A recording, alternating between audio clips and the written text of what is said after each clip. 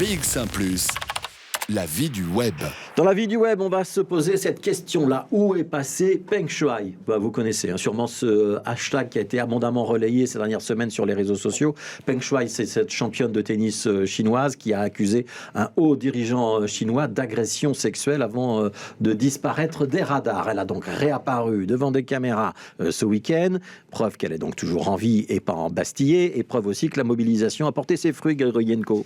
Et oui, Fabrice, des photos et 2 vidéos qui ont été publiées par le Global Times, ce quotidien chinois, l'éditorial nationaliste et affilié à l'État chinois. Sur ces publications, on voit Peng Shuai dans un appartement avec un chat et des peluches. Sur les 2 vidéos, elle est vue entrant dans un restaurant avec un homme et 2 femmes, son entraîneur et 2 amis, selon Hu Qijin, rédacteur en chef du Global Times.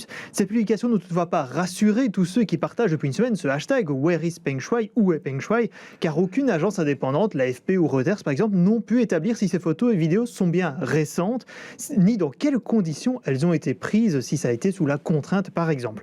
On compte plus de 150 millions de mentions autour de ce hashtag en une semaine sur Twitter. Même les fédérations de tennis ATP et WTA ont lancé des alertes et communiqués pour demander à l'État chinois si la joueuse est bien en bonne santé. L'ONU a également demandé des preuves et malgré tout, ces photos et vidéos, pour eux, n'en sont pas encore.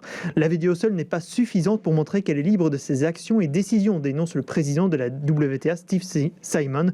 L'inquiétude est donc grande autour de cette tenniswoman qui a donc dénoncé les agressions sexuelles d'un ancien vice-premier ministre chinois proche du président Xi Jinping. Voilà donc un grand débat sur Internet auquel participent des représentants de la presse chinoise notamment, des couvertures de journaux également. Mais le paradoxe, c'est que sur l'Internet chinois, en revanche, là, il n'y a pas une seule trace de cette affaire Peng Shuai. Mais oui, c'est ça, quasiment personne n'entend parler de cette sportive en Chine, tout simplement car son message initial publié sur le réseau social chinois Weibo a été supprimé après 20 minutes seulement.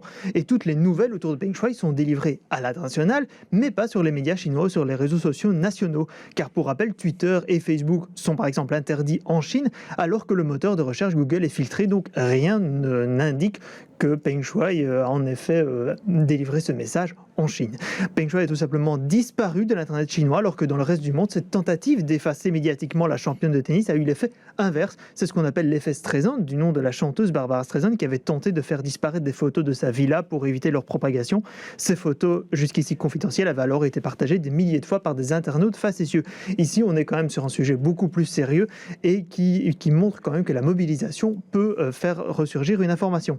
Le gouvernement chinois aura beau tenter de cacher cela, Internet sera toujours présent pour rappeler sa mobilisation jusqu'à ce que Peng Shuai réapparaisse publiquement et libre de ses actions. Voilà, donc l'effet Streisand à l'international, mais quand même un couvercle de marmite qui tient bien fort à pas à l'international, à l'intérieur du territoire chinois. Merci beaucoup. C'était Grégory Yenko.